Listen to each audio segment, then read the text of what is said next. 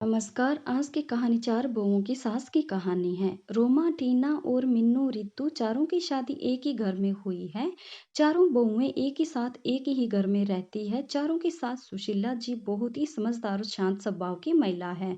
लेकिन अपने चारों बेटों की शादी के बाद सुशीला का सिर्फ एक ही काम रह गया है कि चारों बहुओं का प्यार कैसे बढ़ाया जाए। एक दिन सुशीला के घर घर सुशीला की बहन आई। सुशीला की बहन ने कहा सुशीला को कि सुशीला, तू तो बहुत खुशकिस्मत है। तेरी चारों बहुएं तो बहुत सुंदर है और तेरा बहुत ही ख्याल भी रखती है।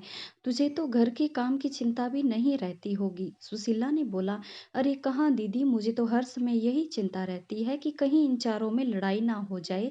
जब भी मुझे लगता है कि इन चारों में बहस होने वाली है तो मैं बात को संभाल लेती हूँ। सुशीला की बहन ने कहा, ये बात तो सच है सुशीला। दुनिया सोचती है कि बहुएं आ जाने से घर में खुशियां आ जाती है, लेकिन ये भी सच है कि घर में बहुएं आ जाने से सास के लिए जिम्मेदारी भी बढ़ जाती है। हर समय बस यही सोचते रहो कि कहीं लड़ाई ना हो जाए। ये दोनों बात कर रही थी, तभी अचानक रोमा और मिन्नू की लड़ने की आवाज आई। रोमा ने कहा, मैंने एक बार पोछा लगा दिया है तो मैं दोबारा नहीं लगाऊंगी। मीनू ने कहा, दोबारा पोछा तो तुम्हें ही लगाना पड़ेगा रोमा। तुमने इतना गंदा पोछा लगाया है कि लग ही नहीं रहा कि घर में सफाई हुई है। बहू में इस तरह से लड़ाई देखकर सुशीला की बहन घबरा गई और सुशीला को समझाने लगी, तेरी बहुएं कम काम करती है और लड़ती ज्यादा है। सुशीला, तुझे इनकी लड़ाई बंद करने के लिए कोई ना कोई रास्ता तो निकालना ही होगा। ये कहकर सुशीला की बहन वहां से चली गई। अब सुशीला दिन रात यही सोचती रहती कि इन बहुओं का आपस में प्यार कैसे बढ़ाया जाए। इसलिए सुशीला ने अपनी सारी बहुओं को इकट्ठा किया और कहा, सुशीला, तुम चारों लोग दिन भर आपस में लड़ती रहती हो। इससे ना तो घर चल सकता है और ना ही जिंदगी। इसलिए आज तुम ये सब बता दो कि तुम चाहती क्या हो। रोमा ने कहा, माँ जी, आप हमें अलग अलग कर दीजिए। सुशीला जी ने बोला, मेरे पास इतना पैसा नहीं है कि मैं तुम चारों को अलग अलग कर घर बना दूं। मीना बोली, माँ जी, ये घर भी तो बहुत बड़ा है, आप इस पर 4 मंजिल बनवा दो और हम चारों को दे दो। सुशीला ने कहा, मैंने अपने चारों बेटों को बड़े प्यार से पाला है, इसलिए मैं नहीं चाहती कि तुम लोगों की वजह से मेरा घर टूट जाए और मेरे चारों बेटे अलग अलग रहे। और मेरा क्या, मैं तुम चारों में से किसके पास रहूंगी। सुशीला की ये बातें सुनकर चारों बहुएं चुप हो गई और वो चारों में से कोई भी सुशीला को अपने साथ नहीं रखना चाहती थी। इसलिए सुशीला ने अपनी बहुओं को एक टक देखा और कहा, तुम चारों को मैंने अपने बेटे भी दे दिए और अपना घर भी दे दूंगी, लेकिन तुम में से कोई भी मुझे अपने साथ नहीं रखना चाहती। ये कहते हुए सुशीला की आंखें भर आई और वह उन चारों बहुओं के काम बांट दिए और उन सबको कहा कि कोई भी आपस में नहीं लड़ेगा। लेकिन उनकी बहुएं कहाँ मानने वाली थी। एक दिन टीना और रितु ने अपनी सास से कहा। टीना ने कहा, माँ जी, आपको पता है रोमा 12 बजे से सो रही है। आज तो सिर्फ घर की झाड़ू ही लगाई है और पोछा भी नहीं लगाया है। रितु ने कहा, हाँ माँ जी, आपने लड़ने के लिए मना किया है, इसलिए मैं मीनू से कुछ नहीं कहती। वह आज ही बाजार जाकर अपने लिए 3-3 साड़ियां लाई है। अपने लिए 3 साड़ियां लाई है और आपके लिए एक भी साड़ी नहीं लाई। रितु और टीना तो अपने सास से चुगली करके चली गई। अब मीनू और रोमा की बारी थी। मीनू ने कहा, माँ जी, आपने रितु को तो सर पर चढ़ा रखा है। वो हमेशा रोटियां जला देती है और आपके बेटे भी बोल रहे थे कि रितु की हाथ की रोटियां अच्छी नहीं लगती। रोमा बोली, और माँ जी, कल टीना ने सबके कपड़े धोए पर मेरे नहीं धोए। मैं खाना बनाती हूँ तो सबके लिए बनाती हूँ ना, मैं किसी दिन उसके लिए खाना ना बनाऊं तो उसे कैसा लगेगा।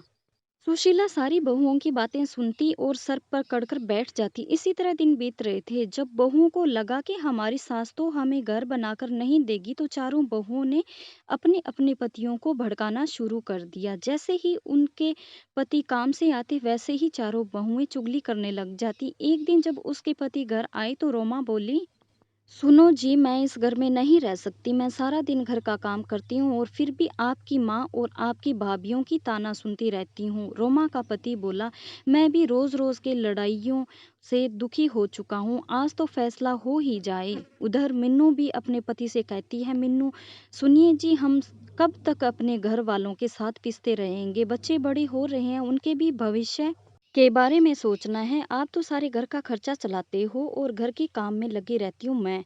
माँ जी से बोलिए ना, इस घर को तोड़वा कर फ्लैट बनवा दे, हम आराम से रहेंगे। मीनू का पति ने बोला, तुम ठीक कह रही हो, आज माँ से इस बारे में बात कर ही लेता हूँ, आखिर हमारी भी तो पर्सनल लाइफ है। सुशीला के बेटे उससे बात करने के लिए आए और पीछे पीछे बहुएं भी आ गई। बेटा बोला, माँ माँ कहाँ हो आप, बाहर आओ। तो सुशीला कमरे से बाहर आती है। बेटा ने बोला, माँ आप घर को तोड़वाकर फ्लैट बनवा दो ना, सब साथ में नहीं रह सकते। दूसरा बेटा ने बोला, हाँ माँ हम सबको एक एक रूम मिला हुआ है, हमारे बच्चे बड़े हो रहे हैं, उनको भी अपना रूम अलग से चाहिए ना। और जो आपकी बहुओं में 24 घंटे लड़ाई होती रहती है वो भी नहीं होगी। अलग अलग रहने में आपको भी शांति मिलेगी और हमें भी। माँ ने बोला, अच्छा तुम्हारी पत्नी और ये घर तुड़वाने के लिए मुझे नहीं मना पाई तो मेरे बेटों को ही भड़का दिया। मैं इस घर को तुड़वाने नहीं चाहती। इस घर में तुम्हारे पिता की यादें हैं, तुम्हारा बचपन बीता है और तुम चारों अपनी पत्नियों को समझाने के बजाय मुझसे ये घर तुड़वाने के लिए बोल रहे हो। सुशीला ने अपने बेटी और बहुओं को बहुत समझाया लेकिन कोई भी राजी नहीं हुआ और मजबूरी में सुशीला को अपना घर तुड़वाना ही पड़ा। जैसे जैसे हथौड़ा घर की दीवारों पर चोट कर रहा था, सुशीला को वो चोट अपने दिल पर महसूस हो रही थी।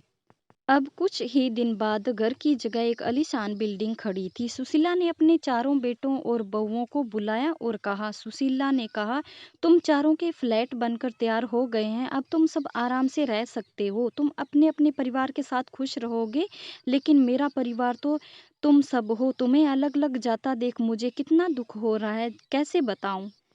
बेटे ने बोला, माँ आप कहाँ रहेंगी, मतलब हम में से किसके साथ रहेंगी। सुशीला ने बोला, तुम फिक्र मत करो बेटा, तुम्हारी बूढ़ी माँ किसी पर भी बोझ नहीं बनेगी। पेंशन तो आती है मेरे पास, उससे मेरा गुजारा हो जाएगा। तुम चारों एक एक फ्लैट में रह लोगे तो ये नीचे का हिस्सा बचा है मैं वहीं रह लूंगी। चारों बेटे अपनी अपनी पत्नी और बच्चों को लेकर चले गए और आराम से रहने लगे। सुशीला पूरे दिन यही सोचती रहती कि मेरी बहुओं ने मुझसे मेरे चारों बेटे छीन लिए और चारों में से कोई भी मेरे पास नहीं आता। लेकिन सभी दिन एक जैसे नहीं रहते, कल मेरी जगह मेरी बहुओं भी होगी, तब देखती हूँ। अगर आपको मेरी कहानियाँ पसंद आई तो प्लीज़ लाइक शेयर और सब्सक्राइब जरूर कीजिएगा। धन्यवाद।